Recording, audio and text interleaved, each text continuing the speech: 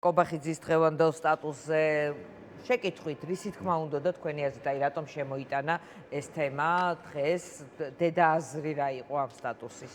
მოგესალმებით პირველ რიგში, მივესალმებით ტელემაყურებელს. მე ვფიქრობ, რომ რაღაც პროცესი აქვს ჩაფიქრებული ამ სტატუსის მიღმა, ეს ხო ერთი სტატუსი არ იყო ამ ქართული ოცნების კრიმინალური ბანდის სხვადასხვა წარმომადგენლის ერთობლივი რაღაცა განცხადება, საერთო გზავნილი, როგორც ჩვევიათ ხოლმე.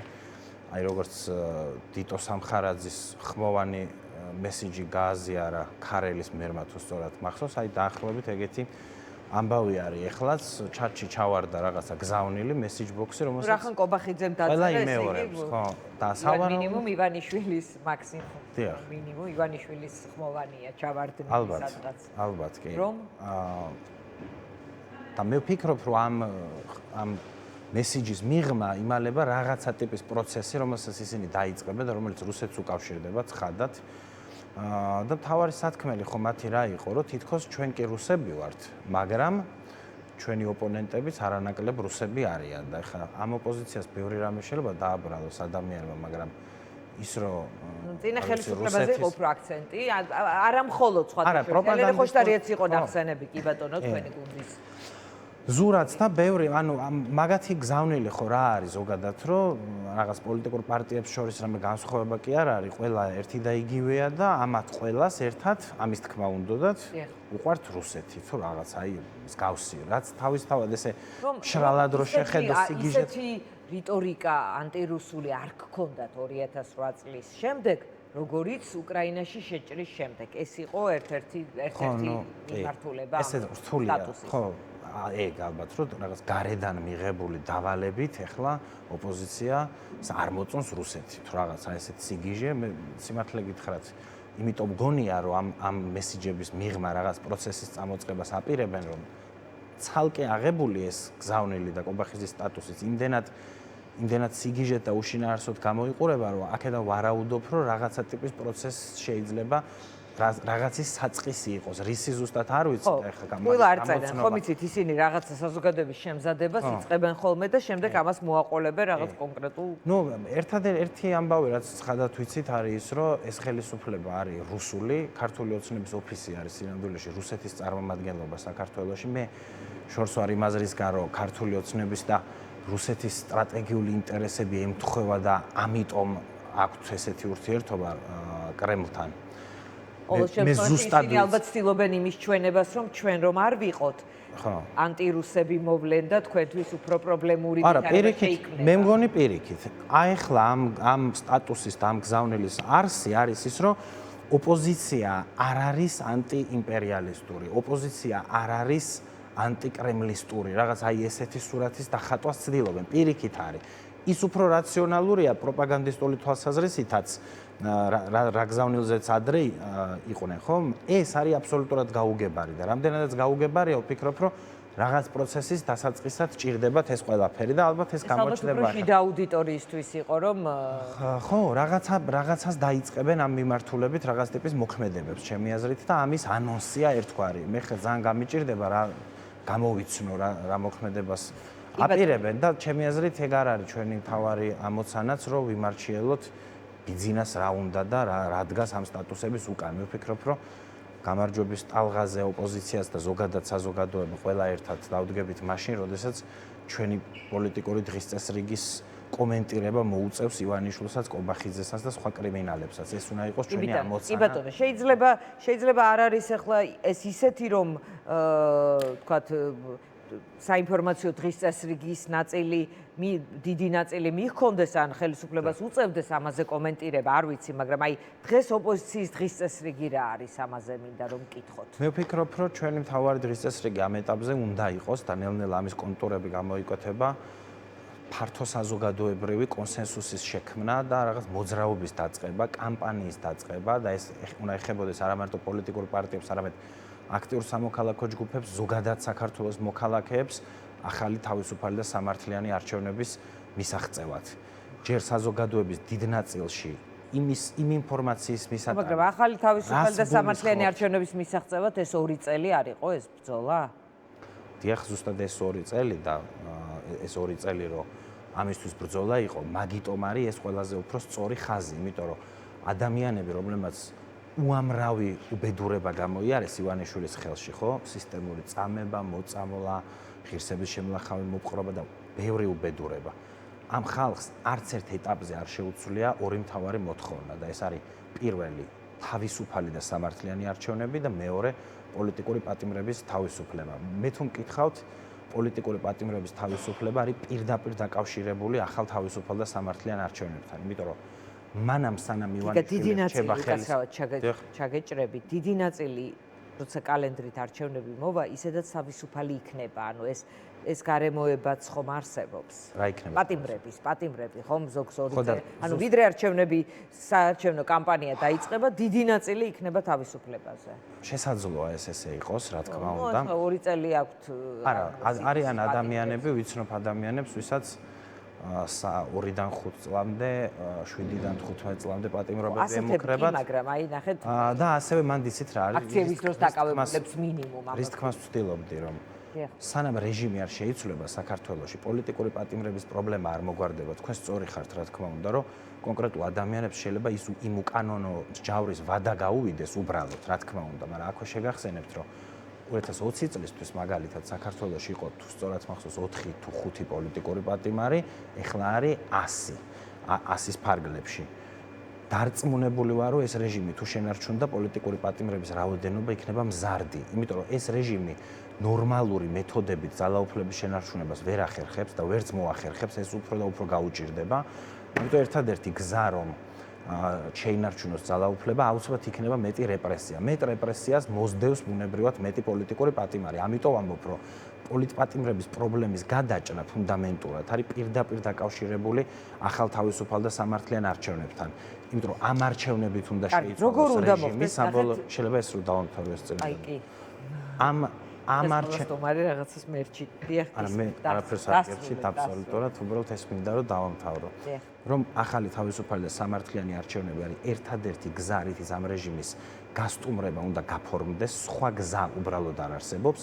ამიტომ თუ ჩვენ გვინდა რომ პოლიტპატიმრების პრობლემა ფუნდამენტურად გადაიჭრას ამ ქვეყანაში, სხვა ბევრ პრობლემასთან ერთად, განათლების პრობლემასთან, საგარეო პოლიტიკის პრობლემასთან, უსაფრთხოების პრობლემასთან, სოციალურ პრობლემებთან ერთად აუცილებელი ახალი თავისუფალი და სამართლიანი არჩევნები და მე თუ მკითხავთ, აი ეს კამპანია უნდა გახდეს მთავარი საინფორმაციო პოლიტიკური დღის წესრიგის შემქმნელი, მთავარი საზრუნავი, საფიქრალი და სამუშაო პოლიტიკური ოპოზიცია. გიგა, ნახეთ, თქვენ წინა სტუმარი ამბობს, რომ ნებისმიერ შემთხვევაში ის მიდის არჩევნებზე და რომ არც ერთი არჩევნები, რასაც ხელისუფლების შეცვლა მოყვა, ერთი ვიცით ასე კლასიკურად ხელისუფლება რო არჩევნები შეიცვალა 2012 წელს, მაგრამ არც ის ყოფილა თავისუფალი, არც ის. მოკლედ არ იყო ეს თავისუფალი არჩევნებიო.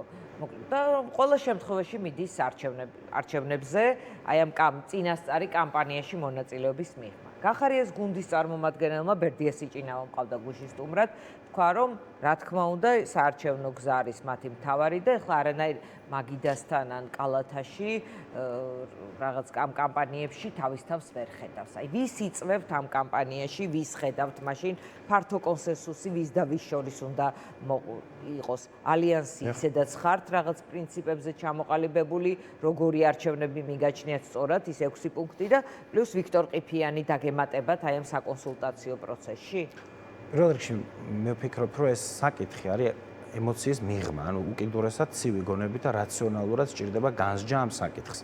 მათ შორის იმას, იმ პოზიციას, თქვენ ახლა ვინც დაასახელეთ, გახარიას პარტია, ლელო, რომლებიც ამბობენ, რომ უაპელაციოდ ყოველგვარი წინაპირობის გარეშე შევალთ ნებისმიერ არჩევნებში, ხო? ეხლა აი მოდით ეს საკითხი განვიხილოთ აბსოლუტურად რაციონალურად ცივ გონებაზე, ხო?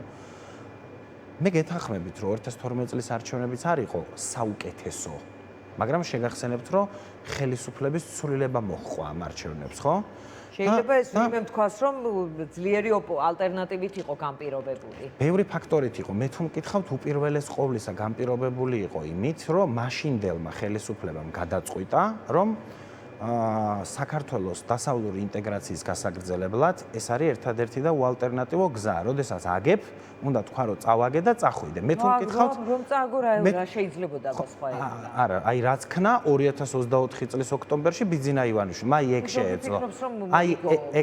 აი წააგო მაჩვენებელი თქვენი ყოფილი თანაგუნდელი. ეგ შეეძლო რომ ეკნა მაშინდელ ხელისუფლებას, რაც ივანიშვილმა გააკეთა 2024 წლის ოქტომბერში, როდესაც მოგებული არჩევნები წაართვა ოპოზიციას, გადაწერა საარჩევნო შედეგები, მერე ამას მოაყოლა საგარეო პოლიტიკური კურსის ცვლილება ქვეყნის 28 ნოემბერს გამოვიდა კობახიძე პირდაპირ თქვა რომ მორჩა ევროინტეგრაცია საქართველოსიო. ამას მოაყოლა მერე ადამიანების სისტემური წამება რუსთაველის გამზირზევე, 500-ზე მეტი ახალგაზრდა იქვე აწამეს. ამას მერე მოაყოლა ქიმიური არაღის გამოყენება ხალხის წინააღმდეგ და ბევრი უბედურება. აი ეგეთი ეგრეთ წოდებული ხელისუფლება ეს, მაგრამ მოდი მაგასაც დავანებოთ თავი, ხო? ნახეთ, როგორი პროცესი და კიდე ერთი რამე მინდა ვთქვა, რომ უნდა შეთანხმდეს აი ამ კონსენსუსი ვის და ვის შორის. ერთი რაღაც არის კიდე ძალიან მნიშვნელოვანი. ნახეთ, რომ არსებობს საქართველოში არ არის მაღალი სტანდარტი დემოკრატიისა, არჩევნების, რა თქმა უნდა, არ არის, პირიქით ძალიან მძიმე მდგომარეობა ამ თვალსაზრისით ოღონდ.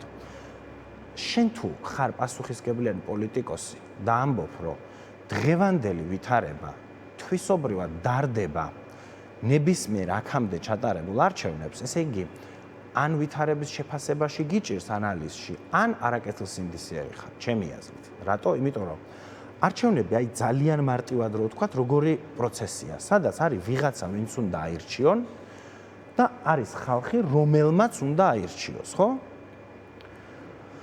ვინც უნდა აირჩიონ, იმათ კრძალავს ეგრეთ წოდებული ხელისუფლება, პირდაპირ კრძალავს ამ პარტიებს, ხო? ეგრეთ წოდებული საკონსტიტუციო სარჩელი აქვთ წარმოებაში, რომლითაც აპირებენ, რომ აკრძალონ უბრალოდ პოლიტიკური პარტიები. მეორე ნაწილი არის, რომ ციხეში ზის უბრალოდ. ვინც უნდა აირჩიონ, იმათი მნიშვნელოვანი ნაწილი ზის ციხეში. ნახეთ, ვითარების აღწერას აკეთებ. მე ნახეთ, რისი თქმა მინდა, ნახეთ, ანუ ასარჩევი ვინც არის, იმას აკრობს ველიდან ივანიშვილის რეჟიმი. აქამდე ეს არ ყოფილა, ყველას შევახსენებთ. მეორე ნუ ყოველ შემთხვევაში ემუქრება ამის. ესე არ ყოფილა აქამდე პოლიტიკურად, რომ პარტიების აკრძალვა დღის წესრიგში და ამდენი პოლიტიკური ლიდერი ციხეში ამ ქვეყანაში არ ყოფილა.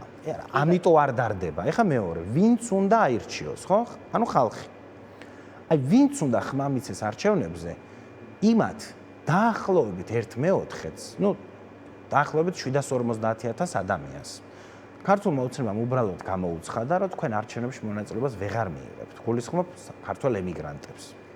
უბრალოდ ვერ ვთქვათ, რომ არასდროს, როცა მონაწილეობასაც იღებდნენ, ეს ციფრი არასდროს არ დაფიქსირებულა, ეს რიცხვი, იმიტომ რომ ძალიან მცირე რაოდენობა იღებს არჩევნებში. თუ რიცხვებზე თუ გადავალთ, ბოლო არჩევნებზე 94,000 ემიგრანტი იდგა საკონსულო აღრიცხვაზე და 60,000-ზე მეტმა მიიღო არჩევნებში მონაწილეობა, მაგრამ 750-10%-იც ამას რა მნიშვნელობა აქვს? თქვენ თანამოქალაქეს 750,000, თქვენ თანამოქალაქეს ამ ეგრეთ წოდებულმა ხელისუფლებამ გამოუცხადა, რომ თქვენ არჩევნებში მონაწილეობა დამთავრებულია. აუკრძა. რა მნიშვნელობა აქვს, რამდენი პროცენტი იღებს იქიდან მონაწილეობას? არ ვიცი.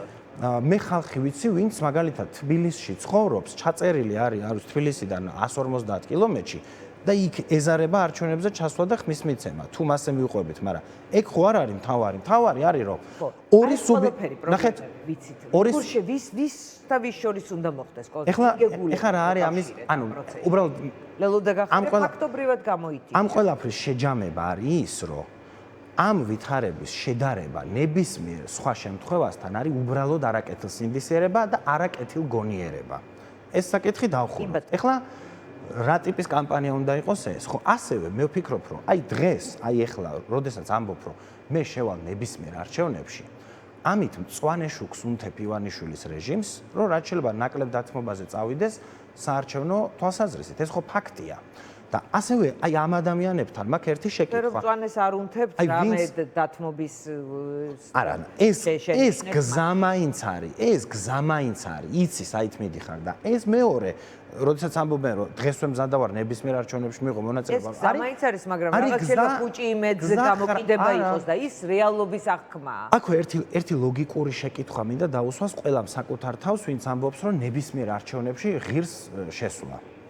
ნებისმიერი არჩევნებსაც ვერ დაარქმევ მას. ნებისმიერ რაღაც მასკარადში ღირს შესვლა. წარმოიდგინეთ, თუ შენ ვერ ახერხებ, რომ რეჟიმს დაათმობინო მინიმალური სტანდარტი თავისუფალი და სამართლიანი არჩევნებისა. მათი ლოგიკა ხო ეს არის. ეხლა რაც თქვენ მკითხეთ, რომ აბა რა შედეგი მოიტანა ამ ყველაფერმა, ხო ამ ბრძოლამ. თუ შენ ვერ ახერხებ, რომ დაათმობინო რეჟიმს სამართლიანი წესები, მინიმალური სტანდარტი. რა იმედი და რა ლოგიკა გაქვს იმის, რომ არასამართლიან არჩევნებში შეხვალ და იქ დაამარცხებ. ბრძოლის ველად რო აცხადებენ ამ მასკარადებს და ლეგიტიმაციის სპექტაკლებს. შენ თუ იმის ძალა და უნარი ვერ აჩვენე, რომ რეჟიმი წამოიყვანო დათმობებზე. როგორ თვლი? რა ლოგიკით ხელმძღვანელობ? როცა ამბობ, რომ აი უსამართლო პროცესში შევძლებთ გამარჯვებას. აი ამაზე უბრალოდ ამ შეკითხვაზე პასუხი არ ამ. ეხლა მე გეტყვით, რა ლოგიკით ამბობთ, რომ გაიმარჯვეთ არჩევნებში, რომ მომავალში შეიძლება გაიმარჯვოთ თუ სწორი არჩევნები ჩატარდება, როცა არასხივებთ იმ ტიპის ძალას, რომ ხელისუფლებამ რამე დაგითმოთ. მე რა ლოგიკით ვამბობ და თქვენ შეგიძლიათ ნახოთ ნებისმიერი კვლევა, ნებისმიერი exit poll-ი არჩევნებზე, გარდა გორბისა და გარდა ქართული ოცნების შედეგებისა და მიხვდებით ვინ მოიგო ეგ არჩევნები, მაგრამ ეხლა მოდი ეგეც გავწიოთ გვერდით. ეხლა რა არის გასაკეთებელი? გასაკეთებელი არის ფართო პოლიტიკური, საზოგადოებრივი შეთანხმება იმაზე, რომ ამ კრიზისიდან და ეს შეთანხმება პრინციპში არსებობს უკვე, რომ ამ კრიზისული ვითარებიდან გამოსავალი არის ერთადერთი სამართლიანი არჩევნები და სამართლიანი არჩევნების მოპოვება არის არა რომელიმე პოლიტიკოსის ან პოლიტიკური პარტიის ცალკე აღებული, არამედ საერთო სამოქალაქო ამოცანა, რომელიც ჩვენ წინაშეა. ხალხს აქვს ახლა განწყობა, რომ ორწლიანი ბრძოლის შემდეგ კიდე რაღაც გაფართოვდეს არჩევნების, სამართლიანი არჩევნების მოწყობა. მე აბსოლუტურად დარწმუნებული ვარ, რომ თუ ეს კამპანია წარიმართება სწორად, სწორი აქტორების მეშვეობით და სწორი არხებით, სწორი სტრატეგიით და ტაქტიკით, მე ვარ აბსოლუტურად დარწმუნებული იმაში, რომ ქართველი ხალხი გახდება არა თუ ამ კამპანიის მონაწილე, არამედ თანაავტორი ამ კამპანიის. ეს უნდა იყოს თქვენ იცით ალიანსის შემავალი პოლიტიკური ბატონ ვიქტორს შორის და ქალბატონ ელენეს შორის რომ კომუნიკაცია არსებობს, ეს ელენეს რეაქციისთვის მიცემული ინტერვიუდან გავიგეთ. თქვენ იცით ალიანსის შემავალი პარტიების დამოკიდებულება ამ საკითხთან დაკავშირებით და მინიმუმ ამ მიმართულებით არის აბსოლუტური ერთსულოვნება. შეიძლება ბევრ სხვა საკითხზე ეს ერთსულოვნება არ არის, მაგრამ არჩევნების საკითხზე ნამდვილად არის. ალიანსის მიღმა გამოჩნდა ძალიან საინტერესო ჯგუფი, პოლიტიკური პარტია, რომელიც ზუსტად იგივე აზრზეა, რომ უნდა არსებობდეს შეთანხმებული წესები, რომელსაც უნდა დაეფუძნოს ჩვენი ბრძოლა. ალიანსმა 6 პუნქტის სახით ეს წესები შექმნა, დადო, ეს მაგიდაზეა. ეხლა ნებისმიერ დაინტერესებულ აქტორს შეუძლია, რომ თავისი დაამატოს, შემოვიდეს დისკუსიაში, ჩვენ აბსოლუტურად კონსტრუქციულად და ღიად მზად ვართ ნებისმიერ დისკუსიისთვის ამ თემაზე. მაგრამ თავარი რაც არის ის, რომ ამ კრიზისიდან ერთადერთი გამოსავალი არის ნორმალურთან მიახლოვებული არჩევნები. ის რომ ამ ქვეყანაში არის კრიზისი, ამას აღიარებს ამ ქვეყნის მოსახლეობის აბსოლუტური უმრავლესობა. ის რომ ეს კრიზისი შექმნა ივანიშვილის რეჟიმმა, ეს არის ცალსახა ყველასთვის, მათ შორის ქართული ოცნების მხარდამჭერებისთვისაც კი ცხადია ეს, რომ ივანიშვილის რეჟიმმა შექმნა ეს კრიზისი და ის რომ ამ კრიზისიდან ერთადერთი გამოსავალი არის ახალი თავისუფალი და სამართლიანი არჩევნები, ეს არის უბრალოდ უალტერნატივო მოცემულობა. ამიტომ ჩვენ გავაგრძელებთ, ვიბრძოლებთ ბოლომდე იმისთვის, რომ ამ ტიპის არჩევნებს მივახციოთ. მე ვარ აბსოლუტურად დარწმუნებული, რომ საკმარისი პრესის, საკმარისი ზეწოლის შემთხვევაში, როგორც ქუჩაში, ასევე პრესი არ იქნება, ეს ნიშნავს, რომ საზოგადოებაში არ გაქვთ იმ ტიპის ძალა, რომ შემდეგ არჩევნებზეც ისეთი შედეგი აჩვენოთ, რომ ანუ არჩევნებში მონაწილეობა ავტომატურად არ დაკარგავს თქვენთვის, ეს ულტიმატუმის ფორმა ექნება. თუმცა ეგრე არ არის, იცით რატო? იმიტომ რომ ავტორიტარიზმში სამართლიანი არჩევნების მოპოვება არის გაცილებით უფრო რთული ამოცანა, ვიდრე ნორმალურ დემოკრატიულ ვითარებაში არჩევნებში გამარჯვება იქნებოდა. კიდევ ერთხელ 2024 წელსაც არ იყო კარგი საარჩევნო გარემო, კარგი ცესკო, კარგი საარჩევნო ადმინისტრაცია, სუსი და შინაგან საქმეთა სამინისტრო, არ ვიცი, ბევრი რამ.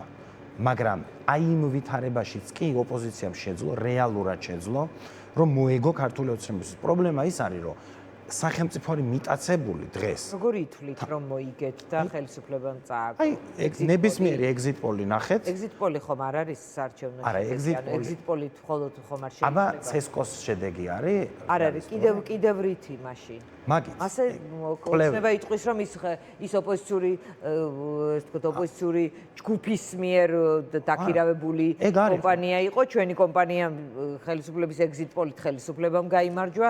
exit poll-ი არის ის სურათის პრობლემა იცით? ამ დროს თქვენი მთავარი არგუმენტი და იყოს. თუ რიცხვებზე ვსაუბრობთ ამ მტკიცებულებებზე, ნამდვილად არის, იმიტომ რომ ქართული ოცნების მხარეს დგას გორბი, რომელიც არის ჩვეულებრივი პროპაგანდისტული მექანიზმი, ამაში ალბათ არ შემეწინააღმდეგებით და კრიმინალი კალანდარიშვილის მიერ გადაწერილი შედეგები. ეს დევს იქით მხარეს და აქეთ მხარეს დევს ავტორიტეტული საერთაშორისო კვლევითი ორგანიზაციების მიერ ჩატარებული კვლევები, ეს დაქირავებული ოპოზიციის მიერ კი არ არის, ეს არის უდიდესი საერთაშორისო ავტორიტეტის მქონე კვლევითი ორგანიზაციები, რომლებიც მარტო საქართველოში კი არ აკეთებენ კვლევებს, ძალიან მათ შორის შეერთებულ შტატებში და ევროპის ქვეყნებში. და ჩემთვის არის ფაქტობრივი მოცემულობა. ხო, ეგ ალბათ მნიშვნელოვანია განწყობისთვისაც, ბრძოლის ჟინისთვისაც. მე მიმაჩნია, მე მახსოვს გიგა ერთ-ერთი არჩევნების დროს სააკაშვილი ერთვებოდა ფორმულას და ფორმულას დაკვეთით ჩამოყვანილ, ესე ვთქვათ, exit poll-ის კომპანიას პირდაპირ ეთერში აკრიტიკებდა, იმიტომ რომ რა მონაცემიც დაწერა, ანუ მას როცა არ მოეწონა, ამ იყო რომ აკრიტიკებდა Edison Research-ს საჯაროდ ასევე აი ამ ჩართვის დროს პირდაპირ ეთერში. აი ესეთიც მახსოვს, ანუ როცა არ მოსწონს ოპოზიციას რაღაც კონკრეტული exit poll-ი გაუკრიტიკებია თქვენს მიერვე დასახელება, მაგალითად არ ვიცი ხა სააკაშვილს მე არ ვიცი სააკაშვილს რა გაუკრიტიკებია. რამდენად აიღეთ პასუხისმგებლობას, მაგრამ ნახეთ ასევე მე ოპოზიციიდანაც მომისმენია კვლევითი ორგანიზაციების კრიტიკა, მათ შორის exit poll-ის ეგ ჩემ არგუმენტს ამყარებს უფრო, იმიტომ რომ თუ არსებობს ორგანიზაცია რომელსაც ხელისუფლება უწოდებს ოპოზიციის მიერ დაქირავებულს და ის წერს ხოლმე ოპოზიციის საწინააღმდეგო შედეგს, ეგ ჩემ არგუმენტს ამყარებს, რომ ეს სინამდვილეში დაქირავებული ორგანიზაცია კი არ არის. ობიექტურ მონაცემებს დებს, მაგრამ ნამდვილად მნიშვნელოვანია განწყობისთვის, ბრძოლის ხედვისთვის, შემართებისთვის, შენ თუ გჯერა რომ მოიგე და წაგართვეს როგორც მოქალაქეს, როგორც პოლიტიკოს, ბუნებრივია რომ სხვა мотиваციით ხარ და რა თქმა უნდა ეს არის თავი, ისედაც წაგებული იყავი, ისედაც ლუზერი ხარ, მაშინ ბუნებრივია რომ შემართებაც სხვანაირად. იგა მადლობა, დაველოდოთ ახლა რამდენად შეიძლება გაფართოვდეს კონსენსუსი ამ თემაზე, ჩვენ ასე ვთქვათ დავსვამთ ამაზე კითხვებს. მადლობა გიგა ლემონჯავას.